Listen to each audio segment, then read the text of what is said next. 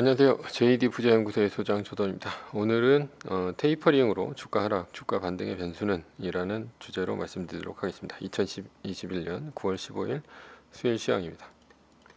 시작하기 전에 먼저 자발적 구독료 부탁드립니다. 후원해주시는 여러분 덕분에 좋은 컨텐츠가 제작될 수 있습니다. 하나은행 447-9100-64-6100 주식회사 JD 부자연구소 여러분 잘 구독료 덕분에 잘 꾸려가고 있습니다. 뉴욕 마켓워치 CPI 둔화 속 주가 하락, 채권 올라가고 달러엔 대비 떨어졌다 라는 기사가 있는데요. 어제 나스닥은 0.45% 떨어졌고 S&P 500 지수는 0.57%, 다우존스 지수는 0.84% 떨어졌습니다. 3대 지수 모두 떨어졌습니다. 메인 이슈입니다.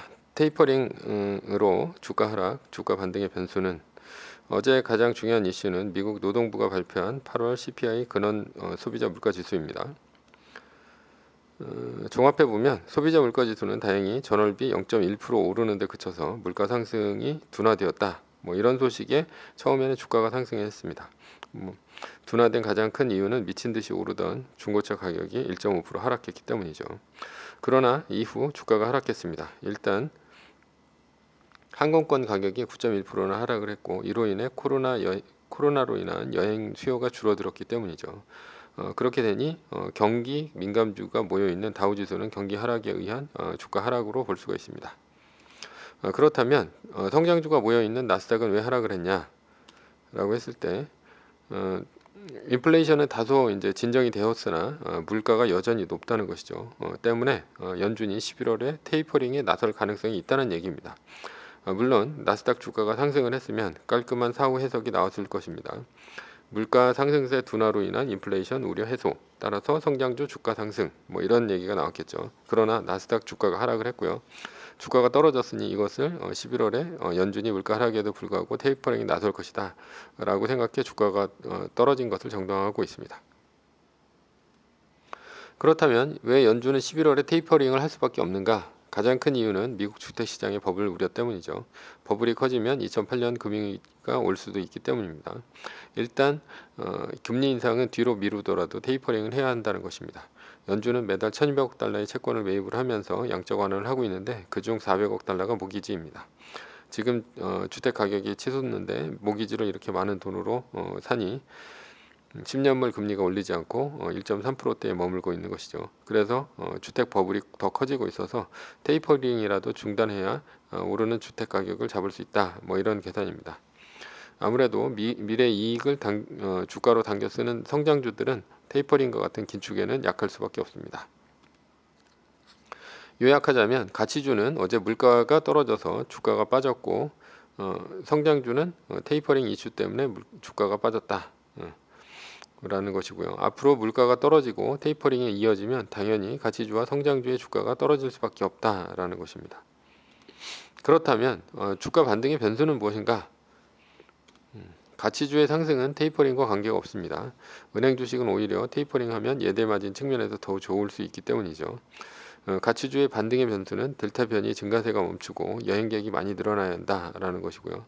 게다가 백신이 아니라 만약 코로나19 치료제가 나오면 떡상할 수도 있다라는 것입니다. 그런데 코로나19 치료제가 나오면 백신 주가가 떡락할 수 있겠죠. 성장주는 테이퍼링이 11월에 정해져 있으니 이번처럼 물가가 하락하더라도 당분간 약세에 놓일 수밖에 없습니다. 11월 테이퍼링을 할 때 여러 번의 발표가 있는데요. 이번 9월 FOMC 회의에서 테이퍼링 개시 신호가 있다면 또 주가가 하락할 수 있습니다. 그러나 반대로 테이퍼링이 발표되고도 오히려 올라갈 수도 있습니다. 테이퍼링을 발표함으로써 불확실성이 제거되었다고 생각하기 때문이죠. 애플의 리밸런싱 전고점은 156.69달러고요. 어제는 이제 5.0 구간 밑으로 떨어졌기 때문에 리밸런싱으로 보면 20% 매도 구간에 들어왔습니다. 떨어진 것에 대한 판단은 10% 이제 추가 매도로 매뉴얼대로 행동하면 되는데요. 매뉴얼대로 행동하고 하고 말고는 본인의 판단이 있어야 합니다. 본인이 판단을 해야 한다는 얘기죠. 혹시나 2.5% 떨어져서 매뉴얼대로 팔고 후회하는 사람이 있다면 오늘이라도 147달러대에서 전량 매수하시기 바랍니다. 어제 누군가가 애플을 단타로 사서 아이폰 13 이후에 올라갈 것을 기대를 했는데 애플이 떨어졌으니 예측 투자에 실패한 것이죠. 시장은 우리의 기대대로 움직이지 않습니다. 그러니 예측해서 하는 투자는 손절을 부를 뿐이고요. 큰 돈을 벌 수가 없습니다. 왜냐하면 예측 투자는 큰 돈을 넣을 수 없으니 큰 돈을 벌 수가 없기 때문입니다. 큰 돈을 넣을 수가 없으니 혹시 벌더라도 푼돈밖에 못 봅니다. 그러다가 마음먹고 큰 돈 넣었다가 떨어지면 바로 손절하거나 물리면서 장기 투자하면 주식 인생 몇 년 동안 후회와 한탄으로 보내게 됩니다. 결론입니다. 결국 우리는 시장의 움직임을 보고 대응할 수밖에 없다라는 것이고요. 예측해서 투자하는 것은 손실을 부른다라는 것입니다. 서브 이슈입니다. 주식으로 큰 돈을 벌려면 어떻게 해야 하는가?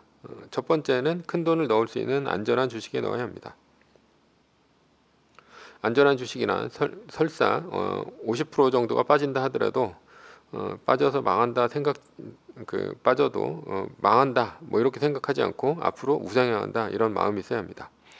그런 주식은 세상에 S&P 500이나 나스닥 100과 같은 지수 투자를 빼고 현재는 세계 1등 주식인 애플이 유일합니다.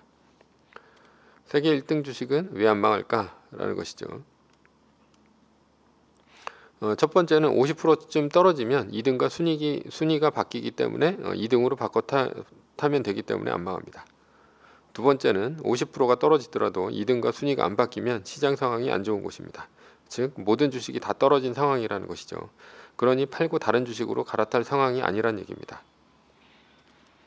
세 번째는 50%가 떨어졌는데도 세계 1등만 떨어지고 2등과 안 바뀌었다면 세계 1등은 압도적인 1등이라는 얘기입니다. 그만큼 이제 오버슈팅해서 많이 올라왔다는 얘기죠. 한마디로 너무 달렸기 때문에 2등과의 격차가 벌어졌고 따라서 건전한 조정이 됩니다. 그러니 리밸런싱을 해서 주가의 평단가만 낮추면 됩니다. 그러나 구글, 페이스북, 아마존뿐이 아니라 한국의 삼성전자 이런 주식들도 50%가 빠지는 상황이면 당연히 망한다 생각할 것입니다.